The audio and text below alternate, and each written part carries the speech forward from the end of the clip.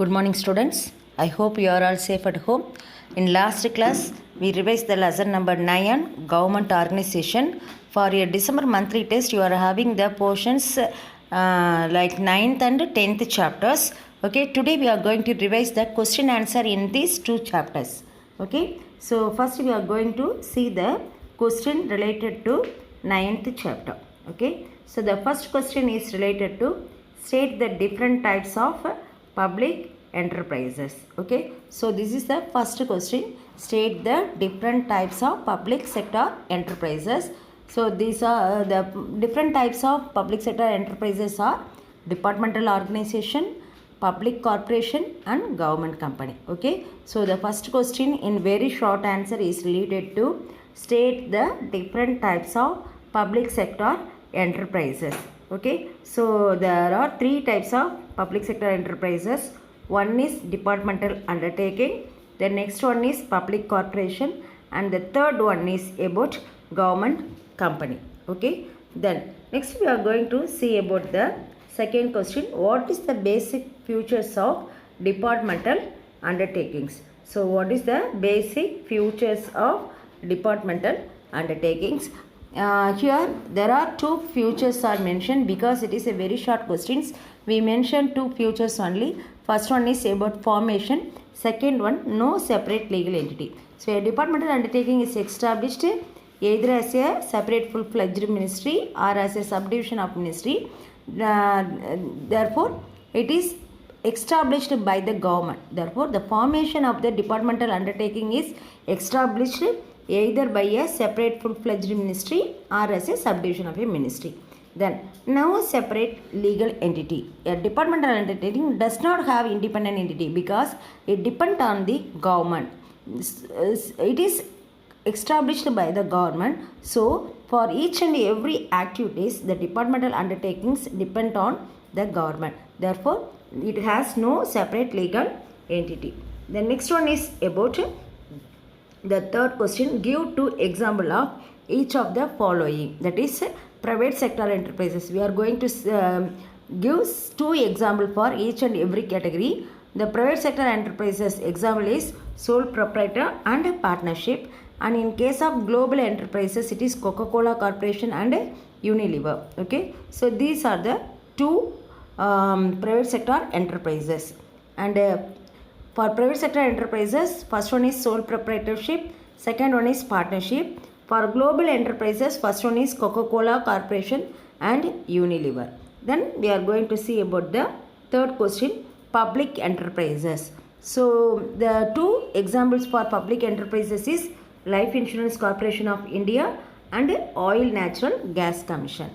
Next one is about state the form of public enterprises which is most suitable for project related to national security. This is the next question relating to this fourth question. Strategic industries like defense and atomic power cannot be better managed other than government department, because here for defense and atomic power the secrecy is maintained. Therefore it is managed by the government department.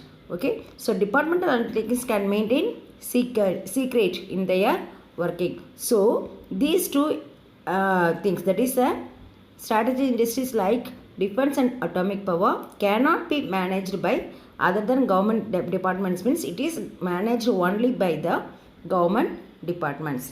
The next very short question is the Industrial Policies Resolution 2001 exclusively reserved for a few industries for the public sector. Name these industries. One is departmental undertaking, second one is public corporation, third one is government companies. So these are the three industries which is reserved in Industrial Revolution resolution. Okay, so nearly 5 very short answer in this lesson. First one is state the different types of public enterprises and what is the basic features of departmental undertaking, and give two examples of private sector enterprise, global enterprise and public enterprises, and state the form of public enterprises which is most suitable for project related national securities. Next we are going to see about the short answer. Okay, so here the first short answer is related to list the area where the state or central ownership is a preferred form of business organization. Justify your answer. Okay, here the list of areas where the state or central ownership is preferred form of business organizations are Coal Mines Authority Limited, Steel Authority of India Limited, Indian Telephone Industries, Tamil Nadu Corporation, that is Tamil Nadu State Corporation of India. These are the 4 areas where the state or central ownership is preferred form of business organization. The reason is a company owned by central or state government is called government company. Either whole or part, that is part of the capital, or majority of the capitals are owned by the government. Therefore, these are the area where the state or central ownership is preferred. The first one is Coal Mines Authority, then Steel Authority of India Limited, Indian Telephone Industries, and Tamil Nadu State Corporation of India. Then next short answer is related to what are the different kinds of organization that come under the public sector. So the different kinds of organization that comes under the public sectors are, one is departmental undertaking, second one is public corporation, third one is government companies. So this question is repeated in short answer as well as very short answer. Then next one, third one, list the name of some enterprises under the public sector and classify them. So under public sector, some sector enterprises are, one is departmental undertaking, example post and telegraphs. Then second one is public corporation, example RBI, that is Reserve Bank of India, as well as LIC. Then third one is government companies, Coal Mines Authority Limited and TANSI, TANSI, TANSI. These are the 2 examples for government company. For each and every categories, we are giving 2 example. For departmental undertaking, one is post and another one is telegraph, and public corporation, RBI and LIC, and for government company, Coal Mines Authority Limited and TANSI. Okay. Next, we are going to see about the 4th question. Define departmental undertaking. Here we are giving the definitions of departmental undertaking. Departmental form of organization of managing state enterprise is the oldest form of organization. That is, this is the oldest form of organization which comes under the category of state enterprises.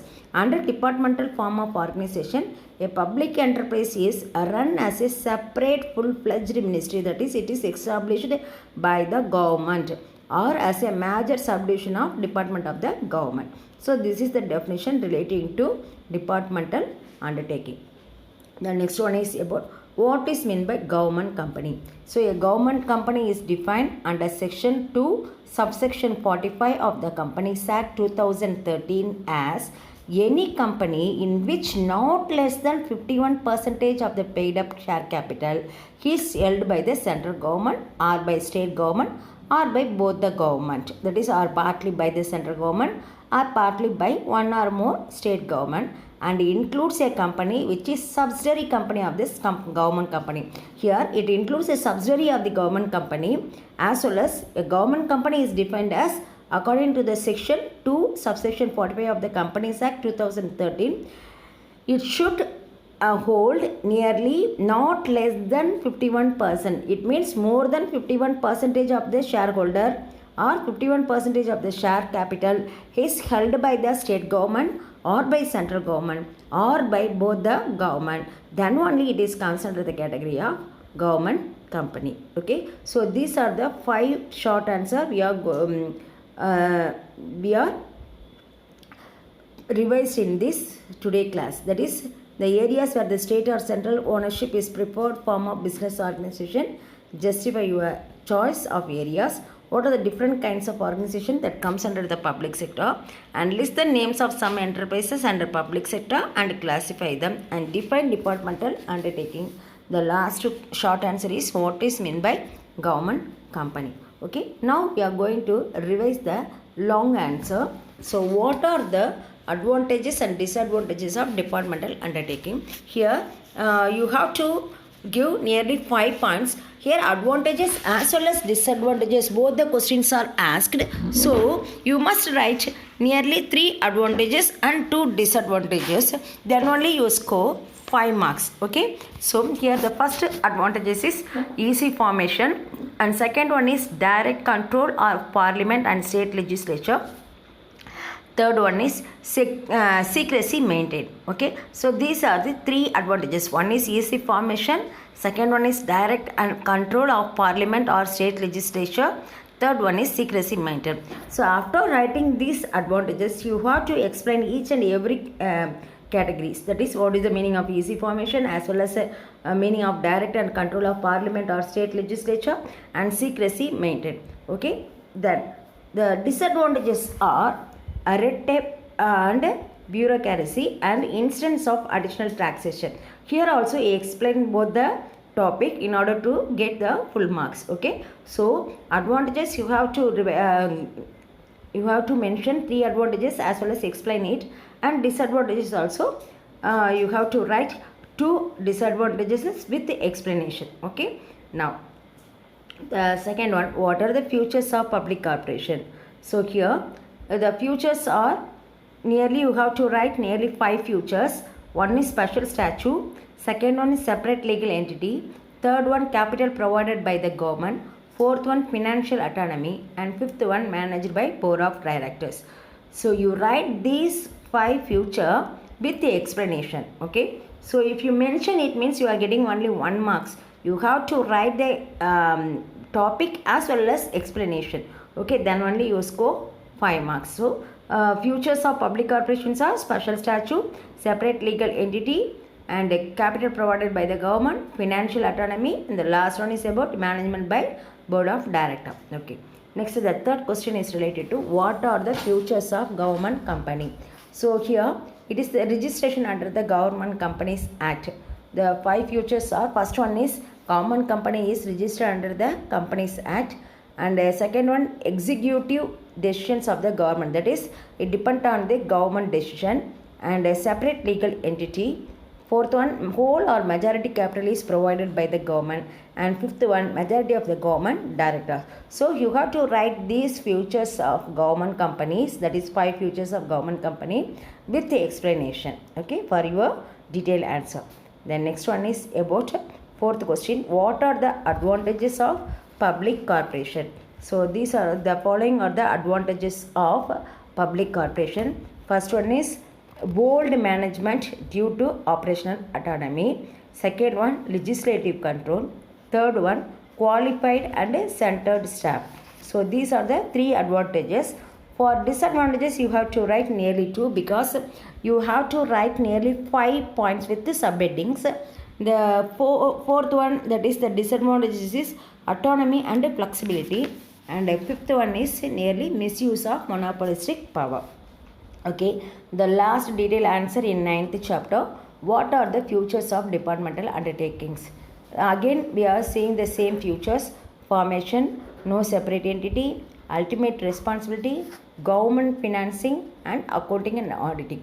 So for each and every detailed answer you have to write the subheadings with explanation. Okay, so you must write the explanation also to score more marks. Okay, then next one is about 10th lesson, that is Reserve Bank of India. The 10th chapter is related to Reserve Bank of India. In this chapter we are going to revise the first very short answer. Okay, so the first very short answer is, what are the services included in service business? What are the services included in service business? That is the first question related to 10th chapter. So here we are seeing one by one the services related to service business. Okay, the first one is educational, medical, hospitality, and banking are the services included in the service business. That is education, medical, hospitality, and banking. These are the services included in the service business. And bank services is the nerve center of the industry and commerce. For example, for industry and commerce, banking is the nerve center. Okay, without banking nothing is possible in business as well as in industry. So this is about the service business in service industry. The next one is write the meaning of bank. What is the meaning of bank? In simple words, bank is an institution which deals in money and credit. Okay, so it deals with money as well as giving some credit loan facilities. The bank normally refers to commercial bank. If we say bank means it mention only commercial bank. So in simple words, bank is an institution which deals with money and credit. The bank normally mention about commercial bank. That is, it refers to commercial bank. Then third one, briefly explain about central bank. So for each and every nation, one central bank is there. So every nation has one central bank. It is owned by the government of country. The control over the entire banking system of the country is vested with this apex bank. That is, it's vested with the central bank. So the central bank is controlling all the banking system of a country. So central banks are known by different names in different countries. In India, RBI, that is the Reserve Bank of India, is our central bank. So this is the question related to central bank. So nearly three very short answers are there. One is, what are the services included in service business? That is education, hospitality, banking, all those comes under these services. Write the meaning of bank. So the bank is nothing but it is an institution which deals with money and credit. And briefly explain the central bank. Central bank is nothing but RBI in India. So RBI is the Central Bank of India. Okay, then comes to the short answer question. Mention the importance of banking services. So mention the importance of banking services. Banking services is the nerve center of the industries and commerce. It plays a vital role by providing the money required for their regular financing and development. That is a banking institution providing money facilities, that is credit facilities to their customers who are the businessmen. Okay, they are providing loan facilities to the businessmen in order to run their industries smoothly without any delay in work. So the importance of banking services is, it is the nerve center of commerce and industry. Without banking, there is no nothing is possible in industries and commerce. Okay, then explain the origin of RBI. So the Imperial Bank of India carried out the note issue and other functions of the central bank. In 1926, the Hilton Young Commission of the Royal Commission of Indian Currency of Finance made recommendations with create central bank. That is, with their recommendation, they are creating the central bank. As the result of it, RBI Act 1934 was passed and RBI launched its operation from April 1, 1935. That is, from April 1, 1935 onwards it is working, and RBI was established with the share capital of 5 crores. Okay, divided into shares of rupees 100 each. The share capital of RBI while opening it is nearly only 5 crores only, with 100 rupees shares. Okay, with fully paid up shares. The head office of the RBI is situated at Mumbai. Okay, it is in Mumbai. So this is the point relating to the origin of RBI. The next one is about who are the person involved in RBI administration. So the RBI is governed by the Central Board of Directors with 21 members. Board is appointed by the Government of India. It consists of 1 governor and 4 deputy governor and 10 directors from various fields, 2 government officials and 4 directors, 1 each from local boards. So this is a question related to who are the person involved in RBI administration. Now we have moved on to the long answer. Nearly 2 long answers are there. One is relating to classify the various functions of RBI of India. Second one is about to explain the organization structure of RBI. In case of organization structure of RBI, you mentioned the origin of RBI as well as the second and third question in short answer, that is the person involved in RBI administration. So if you write the second and third short answer, you get 5 marks for second long detail, that is explain organization structure of RBI. Now we revise the first question, classify the various functions of RBI. So the functions of RBI can be grouped under 3 categories. One is leadership and supervision function. Second one is traditional function. Third one, promotional function. For each and every function, you have to mention only 5 points. Okay. So you mention the points without explanation. Here, the first point is leadership and supervisory function. India representative in World Financial Institution, regular and supervisor of Indian banking system, monetary authority, closely monitoring economic partnership, promptly responding to new challenges. These are the 5 headings related to leadership and supervisory function. The next one is about traditional function, banker and financial advisor to the government. Then monopoly of note issue, banker's bank, controller of credit and liquidity, and lender of last resort, clearinghouse services, and custodian of foreign exchange reservation. And in case of promotional function, it includes agricultural development, promotion of small scale industry, facilities of foreign trade, etc. So you mention nearly 5 points in each and every categories in order to get 5 marks in various functions of RBA. Okay, today we revised very short answer and detailed answer in both the chapter, that is 9th chapter as well as 10th chapter. For your December monthly tips, you are having these 2 lessons only. So prepare well and do your assignment on time and submit it. Get more marks. Thank you, students.